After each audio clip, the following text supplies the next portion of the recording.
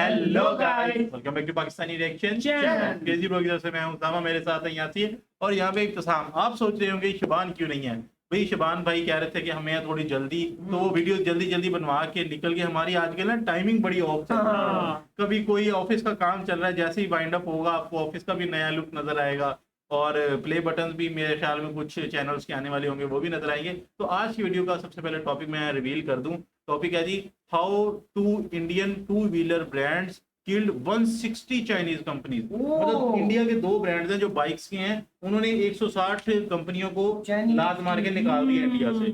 बल्कि अब तो इंडिया खुद एक्सपोर्ट भी कर रहा है बाइक्स अफ्रीका में और बहुत सारी डेवलप, ऑस्ट्रेलिया में बहुत सारी डेवलप। आजकल देखा है इंडिया में जो बड़े बड़े ब्रांड हैं उनके बाइक यार, लेकिन हम नहीं ले सकते इंडियन बाइक, ये बड़ा है। Wait sorry to interrupt guys, लेकिन प्लीज चैनल को सब्सक्राइब कर दें क्योंकि इस वीडियो को लाने में ना बहुत मेहनत लगती है, एडिट करना, अपलोड करना, और आपका एक सब्सक्राइब हमारे एनर्जी लेवल को यहाँ से यहाँ पे ले जाता है और इससे हमें मोटिवेशन भी बहुत मिलती है। तो आपके लिए तो ये बिल्कुल फ्री है, पर हमारी बहुत मेहनत लग रही है। कर रहे हैं यार कर दें सब्सक्राइब प्लीज। ये तो है यार, मतलब रॉयल एनफील्ड होती फिर क्या ही बात होती।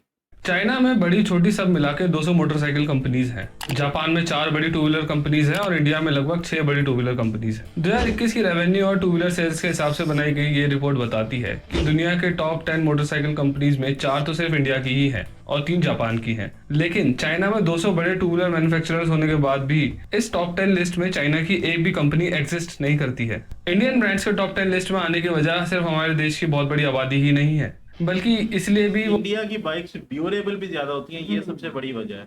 चाइना की बाइक्स ना बहुत खड़का कर देती हैं। तो वहां पर एग्जिस्ट करते हैं क्योंकि इंडियन ब्रांड्स अपने टू व्हीलर्स को भारी मात्रा में बाहर एक्सपोर्ट करते हैं। जैसे कि बजाज का ऑलमोस्ट 50% रेवेन्यू बाइक्स को बाहर बेचकर आता है। वो अपनी बाइक्स को ऑलमोस्ट 70 देशों में बेचते हैं, टीवीएस 60 देशों में और हीरो 40 देशों में प्रेजेंट है। और ऐसा भी नहीं है कि ये वहां पर कोई एवरेज बिजनेस कर रहे हैं। अगर मैं आपको अफ्रीका कॉन्टिनेंट का एग्जांपल दूं तो रिपोर्ट्स के मुताबिक अफ्रीका में ऑलमोस्ट 200 चाइनीज कंपनीज ऑपरेट करती थी, लेकिन इंडिया की सिर्फ बजाज और टीवीएस ने अपने 2-3 मॉडल्स की मदद से ही वहां पर 200 में से 160 चाइनीज कंपनीज को बंद करवा दिया है और अब वहां पर सिर्फ 40 चाइनीज कंपनीज ही ऑपरेट करती हैं।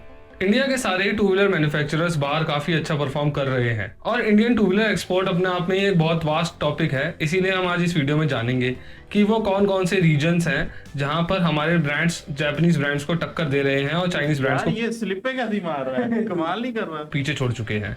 ये भी जानेंगे कि वो क्या इंडियन कंपनीज की बिजनेस स्ट्रेटजीज हैं जिसकी वजह से साउथ ईस्ट एशिया, अफ्रीका और साउथ अमेरिका में अपने अलग अलग मॉडल्स से वहां पर इंडियन ब्रांड्स ने डोमिनेंस बना रखी है। क्यों आज पूरे अफ्रीका कॉन्टिनेंट में सबसे ज्यादा बिकने वाली मोटरसाइकिल बजाज की बॉक्सर बन चुकी है, जिसने वहां पर ऑलमोस्ट सारी ही चाइनीज कंपनीज को फेल कर दिया है।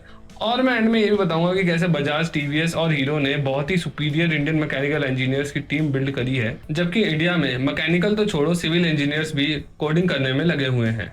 इंडिया में टोटल व्हीकल सेल्स का 75% हिस्सा सिर्फ टू व्हीलर्स के पास ही है, जिसमें भी 100 से 150 सीसी वाली बाइक्स और स्कूटर्स ही सबसे ज्यादा बिकते हैं। इन सभी की डिमांड्स को पूरा करने के लिए इंडिया में कई जापानीज, इंडियन और यूरोपियन ब्रांड्स ऑपरेट करते हैं। चाहे आप शहर में चलें, किसी कस्बे में या किसी हाईवे पर, इंडिया में आपको हर तरफ बाइक्स ही मेजोरिटी में देखने को मिलेंगी। और क्योंकि इंडिया की ज्योग्राफी और इंडिया में ना टूरिंग भी बहुत होती है। वो लद्दाख वाली साइड पे शायद लोग बाइक्स पर जाते हैं। अगर किसी ने बाइक का लॉन्ग टूर किया 100 किलोमीटर से ज्यादा, तो कमेंट में लाजमी बताइएगा। इकोनॉमी बहुत ही ज्यादा डाइवर्स है।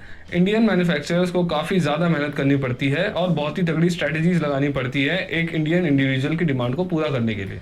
और इसीलिए हमें इंडिया में सिर्फ 350 सीसी के अंदर ही काफी तरीके की बाइक्स देखने को मिल जाती है। फिर आप चाहे बात कर लें सामान ढोने की, सिटी कम्यूट की, टूरिंग की या ऑफ रोडिंग की। यही मोटरसाइकिल्स का डाइवर्सिफिकेशन है जो इंडियन मोटरसाइकिल ब्रांड्स को एक यूनिक पोजीशन देता है। और ये ब्रांड सभी थर्ड वर्ल्ड कंट्रीज जैसे इंडोनेशिया, कोलंबिया, वियतनाम, नाइजीरिया और मैक्सिको के लिए सबसे ज्यादा सेंसिबल चॉइस बन जाते हैं। इस बात को मैं कुछ एग्जांपल से समझाता हूँ आपको। जैसे कि टीवीएस अपनी स्टार सिटी को श्रीलंका और कोलंबिया में एक्सपोर्ट करती है।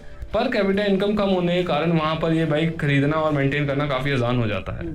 दूसरा एग्जांपल हम ले सकते हैं बजाज की पल्सर का, जो कि इंडिया समेत स्पेन, पेरू, फिलीपींस और कोलंबिया में भी ठीक ठाक बिकती है, क्योंकि इस बाइक से वहां पर कम बजट में अच्छी परफॉर्मेंस और रिलायबिलिटी भी मिल जाती है। इसके अलावा स्प्लेंडर के बारे में हम सब जानते हैं कि वो इंडिया में सबसे ज्यादा बिकने वाली बाइक है। स्प्लेंडर इंडिया समेत नाइजीरिया, बांग्लादेश, नेपाल और श्रीलंका में भी काफी ज्यादा बिकती है। हीरो आज की डेट में दुनिया के top 3 biggest two wheeler manufacturers में से एक है और ऑलमोस्ट आप सभी को ये फैक्ट पता भी होगा। लेकिन आप में से ज्यादातर लोग ये नहीं जानते होंगे कि कैसे 4 मुंजाल भाई, जिन्हें पार्टीशन के बाद पाकिस्तान में अपने घर को छोड़कर इंडिया में आना पड़ा, उन्होंने बैंक से लोन लेकर साइकिल पार्ट्स का बिजनेस शुरू किया और कड़ी मेहनत से अपने बिजनेस और इंडिया की ऑटोमोबाइल इंडस्ट्री को मजबूत किया।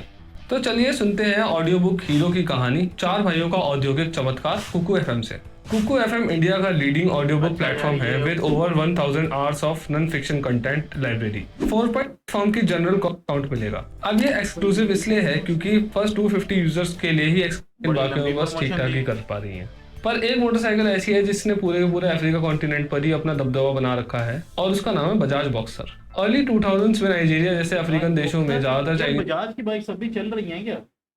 बजाज की पल्सर बड़ी बिकती है। हाँ, पल्सर बहुत चलती है। कंपनीज ही अपनी बाइक्स बेचा करती थी और वो इसलिए क्योंकि अफ्रीका के देश दुनिया के कुछ सबसे गरीब देशों में शामिल हैं और चाइनीज बाइक्स काफी ज्यादा सस्ती होती थी।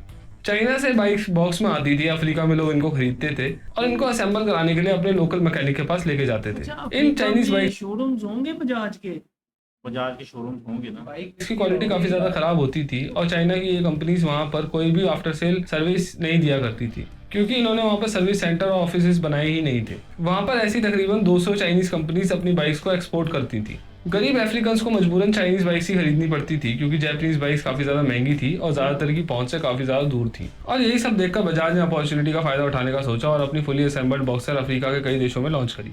शुरुआत में ये बाइक इंडिया से फुली इंपोर्ट करी जाती थी पर बाद में बजाज ने वहां पर असेंबली प्लांट्स लगा दिया और फैक्ट्री बना ली उधर। तू शोरूम की बात कर रहा था, उधर फैक्ट्री है भाई। उसके बाद उन्होंने वहां पर इंपोर्टर्स के साथ मिलकर डीलरशिप और सर्विस सेंटर्स भी खोले। अब नाइजीरिया जैसे कई देशों के लोगों के पास ऐसे ऑप्शन थे जिनकी कीमत चाइनीज और जापानीज बाइक्स के बीच में थी पर क्वालिटी जापानीज जैसी ही थी और उनको अच्छी क्वालिटी की सख्त जरूरत थी और इसका रीजन है बोडा बोडा। दरअसल बोडा बोडा वर्ड जो है वो अफ्रीका के काफी सारे देशों में बाइक टैक्सी के लिए यूज किया जाता है। बोडा बोडा अफ्रीकन के बीच काफी ज्यादा पॉपुलर है और उसके 2 रीजन है। पहली और बड़ी वजह यह है कि अफ्रीका में पर कैपिटा इनकम अक्सर काफी ज्यादा कम होती है और लोगों को काफी कम पैसों में टैक्सी सुविधा मिल जाती है बाइक टैक्सी की वजह से। और दूसरी वजह यह है कि मालावी जैसे कई देशों में आज तक भी चाइनीज रोड नहीं पहुंचे हैं और मोटरसाइकिल को खराब रास्तों पर चलाना गाड़ियों से ज्यादा आसान होता है।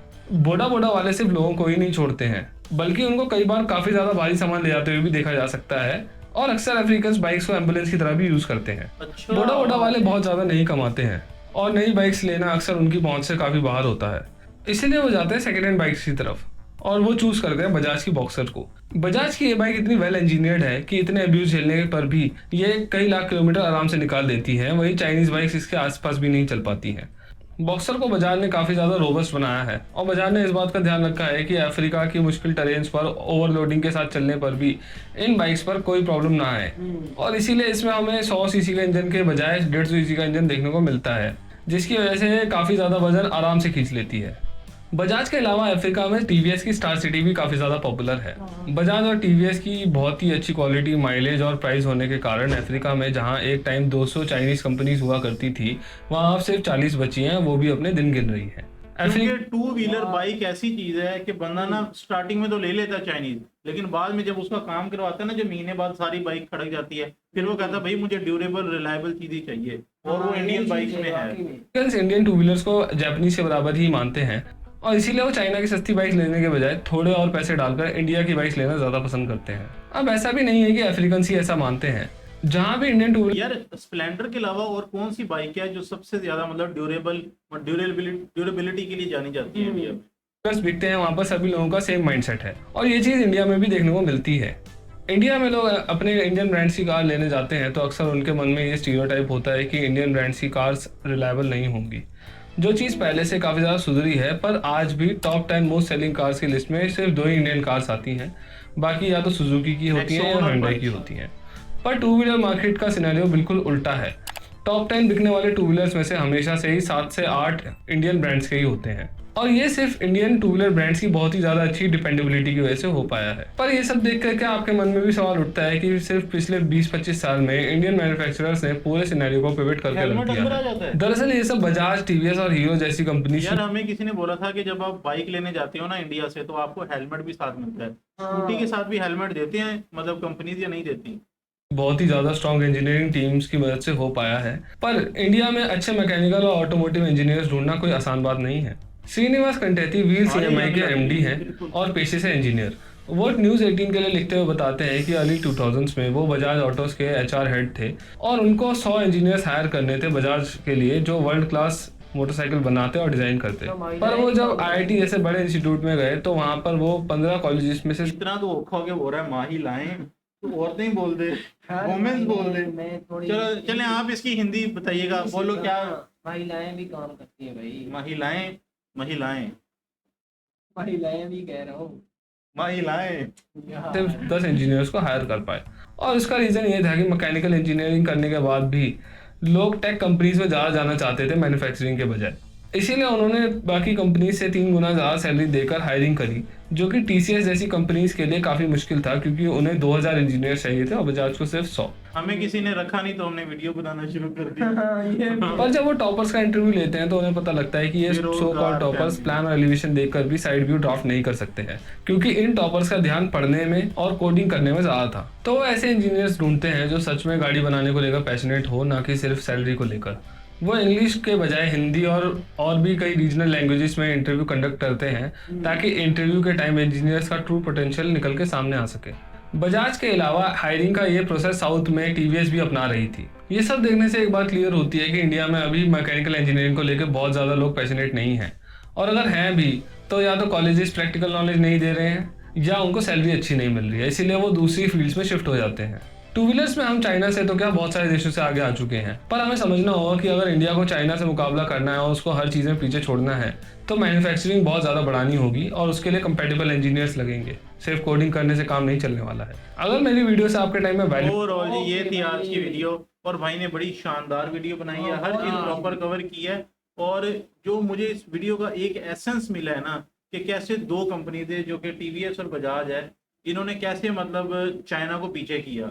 मेन रीजन क्या थी? अपना डिजाइन, ड्यूरेबिलिटी, और अफ्रीका जैसा जो कि मतलब गरीब ममालिक है, पाकिस्तान और बांग्लादेश भी गरीब मुल्कों में आते हैं, यहाँ पे देखा जाता है कि भाई बाइक में जितने मैं पैसे लगा रहा हूँ वो तो है ही है, इसकी माइलेज कितनी है, क्योंकि जिस तरह आजकल देखी जाती कि है। पेट्रोल जितना महंगा है तो माइलेज बहुत मैटर करती है। और अगर मैं रोडें भी जारी बात है गरीब मुल्कों में कमी बनी होती हैं, फिर खड्डे वड्डे ज्यादा होंगे तो उधर जंप लगने से कभी इशारा टूट जाता है, कभी कोई वायरिंग है मसला, कभी पंक्चर में। जितनी रिलायबल चीज है ना गरीब मुल्कों में उतनी ज्यादा वो चलती लेकिन है। ये भी तो चाइना कहता है कि भाई मेरे जैसी रोडें हैं सब हाँ, की। लेकिन ये भी तो देखो ना, जहाँ पे एक कोरियन चाइना के साथ मिलता है, जो कोरियन भी चाइनीज ही लगते हैं।